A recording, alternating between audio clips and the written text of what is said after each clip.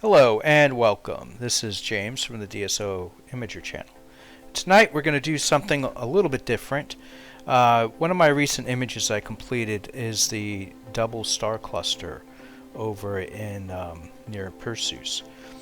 And the reason I shot this double cluster is, one, I haven't done a lot of clusters. Two, someone in my family was specifically asking about this double cluster. And three, the moon was up when I decided to target this, and the moon was blocking the target that I was going after at the time. And so while I'm generally okay with shooting HA and S2 with a bright moon up, if the moon's right next to my target, even with the narrowband filters, it's too much. You really want to be away from the moon on that. So now I was thinking maybe I could spice things up a bit with this double cluster.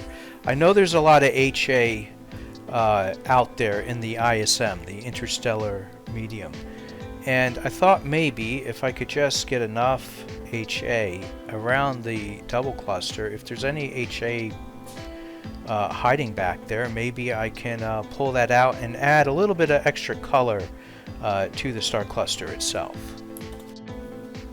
So now, if you're one of my regular viewers, you know I tend to pile on the time. I expose for more than what's fairly typical out there. And so let me just pull this up really quick. What I ended up with was over 20 hours of HA and a very small amount of RGB.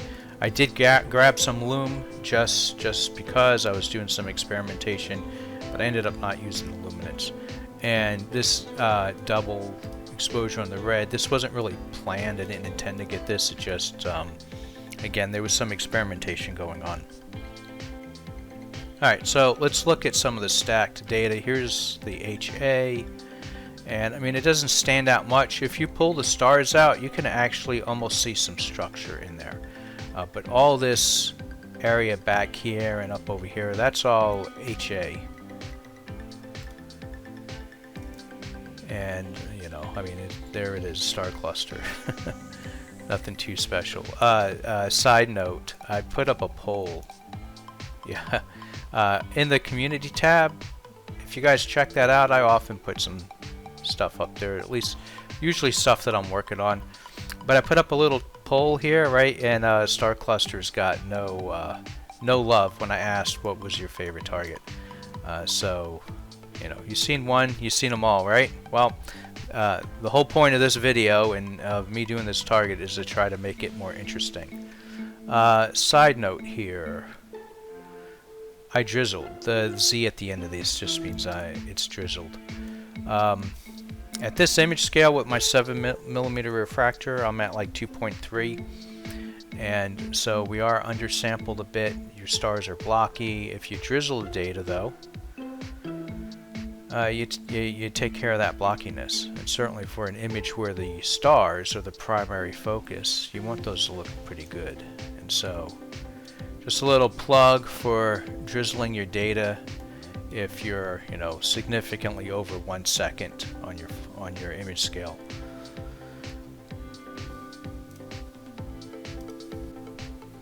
And so I went ahead and went dynamic background extraction on all of them before combining. Then I combined them all, or rather I combined just RGB, and that's what I ended up with. And so even though I did dynamic background extraction, I still had a gradient in there, which, I mean, the moon was up, so that shouldn't surprise. And so I ran dynamic background extraction again, and that cleaned that up pretty well. So now the method for adding the HA to the RGB is the same exact method that I used for galaxies and what I used on the Ghost Nebula recently. I'm not going to go over the process in this video. If you're interested in seeing how that's done, please check out the other video. It's Astrophotography, boosting your image with HA. I use the method identified here. So there's 2 pixel math operations. It's not hard. I mean, you know, you hear pixel math and you're like, It's like algebra in high school or whatever, but it really isn't that bad. So, you know, don't let these symbols intimidate you. But it works well, and I thought it would work pretty well on this. So, what do we end up with? Well, this is the first step after running the first step. So this is basically isolating the HA data, and here you can actually see the structure of the HA gas. I mean, it's 20 hours. Maybe if I added more time, I can pull some actual detail out, but I wasn't going to spend that much more time on a star cluster. And the combined image is this. So, I mean, I was actually pretty happy with this, and I kind of like the way this looks. Like, maybe I could have even just left it like this with the auto stretch.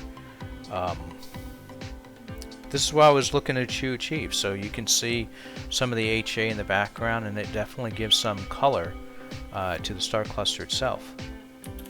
Now, getting it all together was actually the easy part. The hard part was processing this well, and I tried many different ways. I tried deconvolution because that usually does a nice job of tightening up stars, but it didn't really work too well this time. I didn't like what it was doing to the center stars, removing the stars and then shrinking their sizes down. The problem with removing stars on rich wide field star fields like this is that even with like something like Star Exterminator, you still get a lot of blotchiness in the background.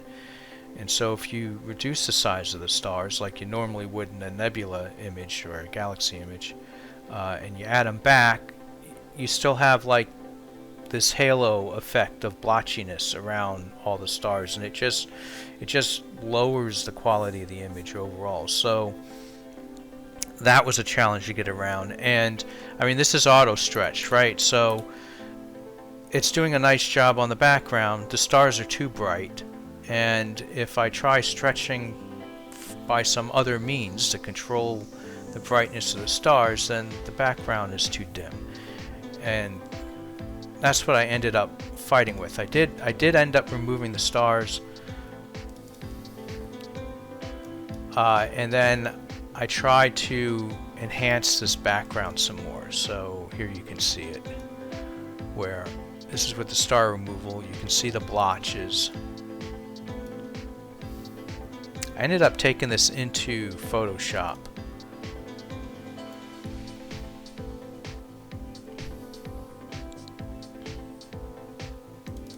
Here's a shot of stars, I think. Yeah, there's more stars. I think this is where the stars ended up with.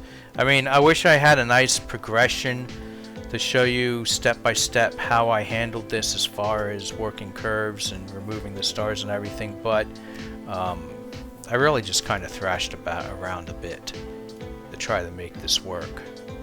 So as I said, this was the easy part. And what I came up with, the final image was this. And so I think this accomplished what I was set out to do. I would maybe like to get the stars a little tighter. If anyone's got suggestions or strategies on how to do this, certainly leave some comments in there. But overall, I think I'm happy with the way this turned out. You notice there's some grain there. I did use noise reduction early on, but I think by pushing the saturation on the starless image reintroduced a lot of this noise. And so I did run this through Topaz Denoise, the low light option, just to kind of smooth out that noise, and it did a pretty good job. It didn't do anything weird to the stars. I kept the sharpness setting very low. I mean, it's a light application of it. So anyway, there it is.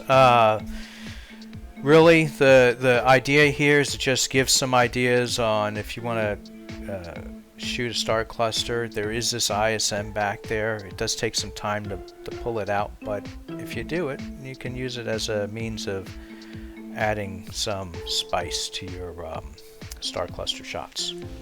So as always,